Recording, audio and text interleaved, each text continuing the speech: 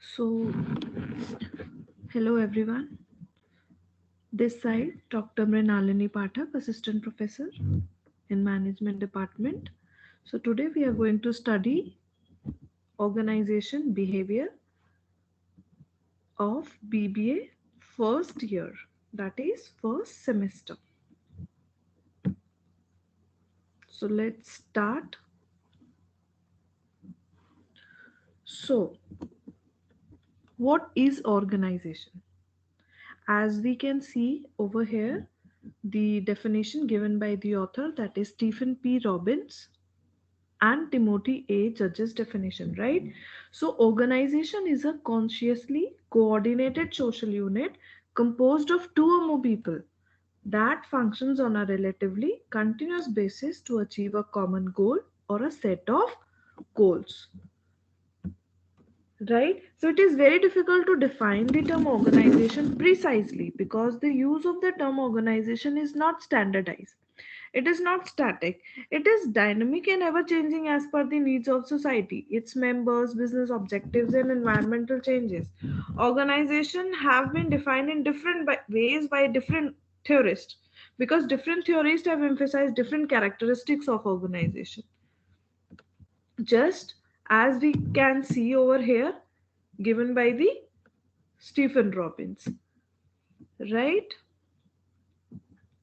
So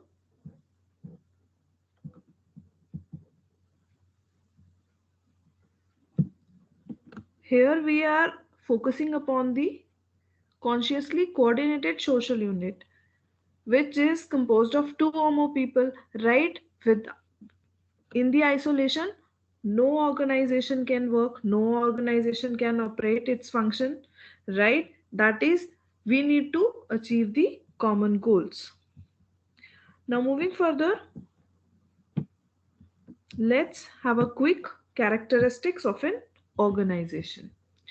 So here we can see the first characteristics. The first characteristic is an organization is created deliberately or consciously.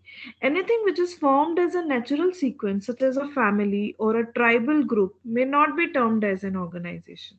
Typical organizations are manufacturing companies, marketing firms, trading houses, transport offices, banks, colleges, hotels, hospitals, etc. Right? So, this is created deliberately or consciously. Next is it is composed of two or more people. Any business run by one individual cannot be termed as a business organization. In large organization, the number of people runs into lakhs. That is why we have also covered the definition of organization, right? Functioning with the help of two or more people. It is composed of two or more people. So any business run by an individual cannot be termed as a business organization. There is coordination among the people working in an organization. In the absence of coordination or the cooperation among the people, the organization gets disorganized and ceases to exist.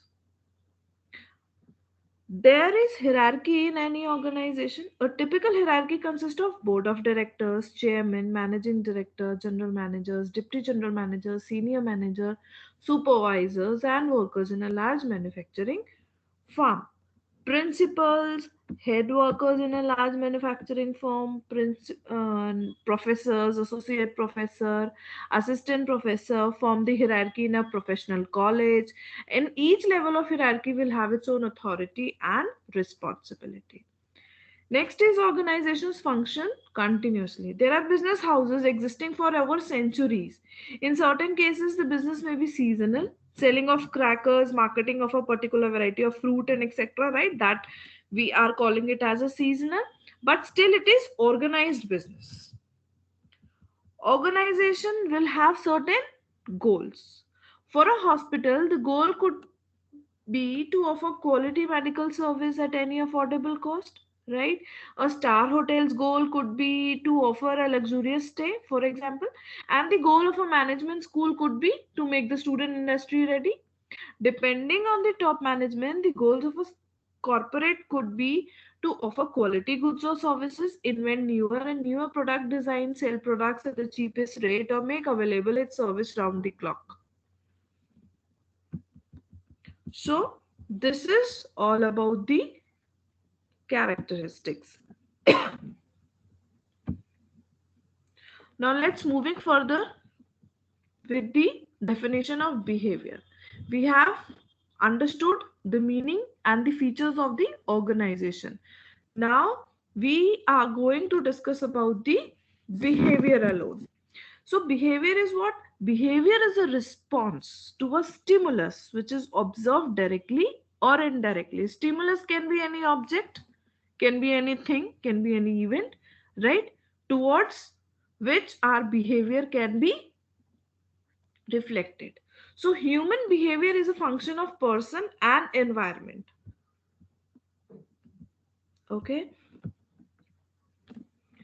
So here is a formula: B equals to F P into E.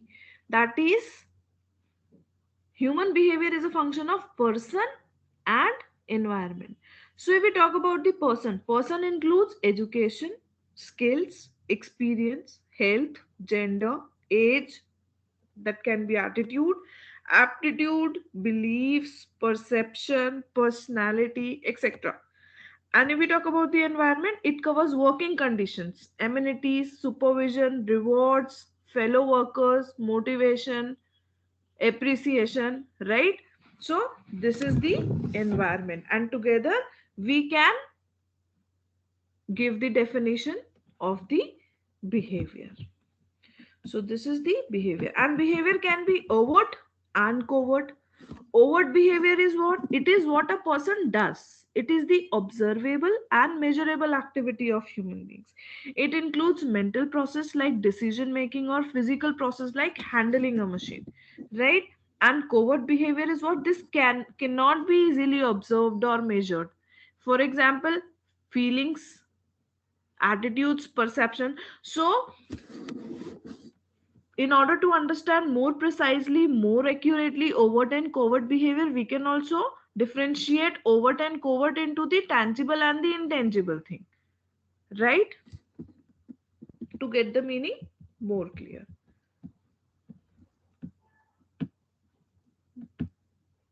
Next, now moving further with the definition or the proper meaning of the organization behavior, what we found is organization behavior is the study of what people think, feel, and do in and around organization. It is also a systematic study of individual, team, and organization level characteristics in an organization.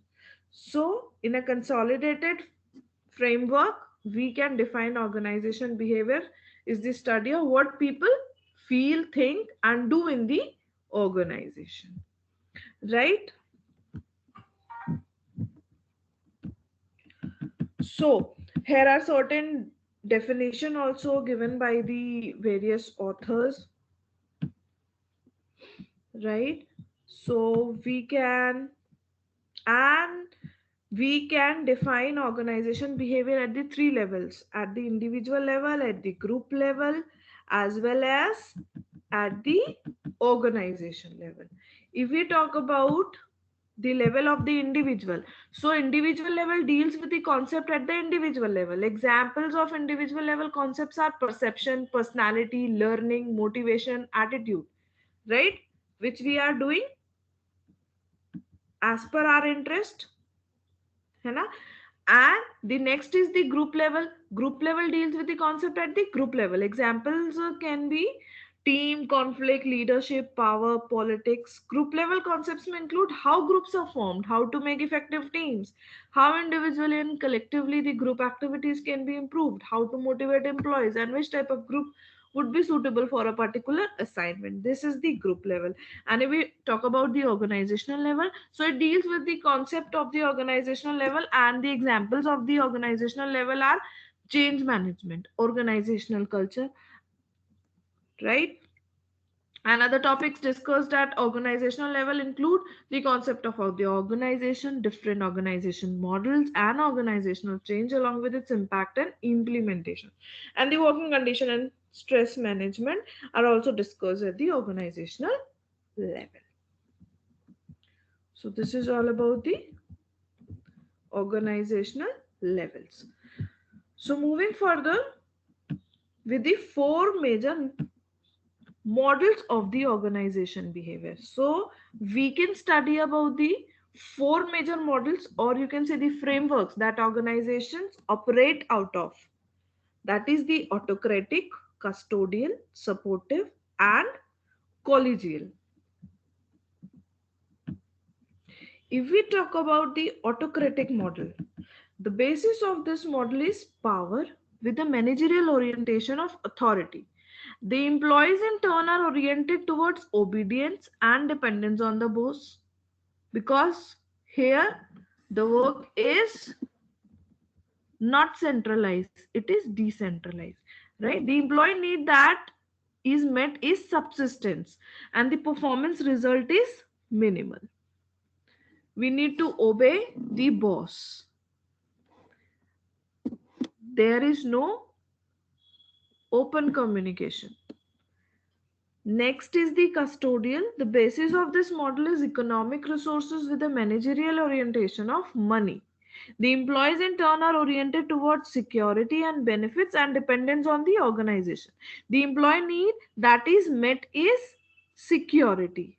Here we are more concerned about the security, and in the above model we are more concerned about the subsistence. The performance result is passive cooperation. Here we are cooperating with one another. Moving further with the supportive, the basis of this model is leadership with a managerial orientation of support. The employees in turn are oriented toward job performance and participation. The employee need that is met is status and recognition. So here we are more concerned about the status and recognition, and the performance result is awakened drives.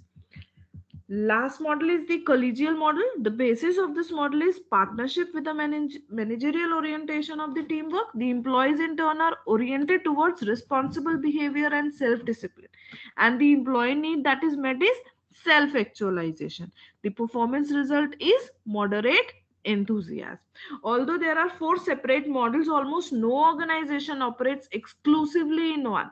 There will usually be a predominant one with one or more areas overlapping in the other models.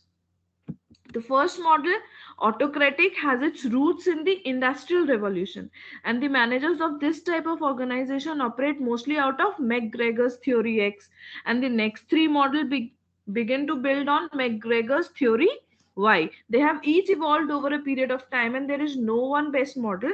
In addition, the collegial model should not be thought as the last or best model, but the beginning of a new model or paradigm. So hope you all will understood what I am trying to make you people understand. So that's all for today. Thank you.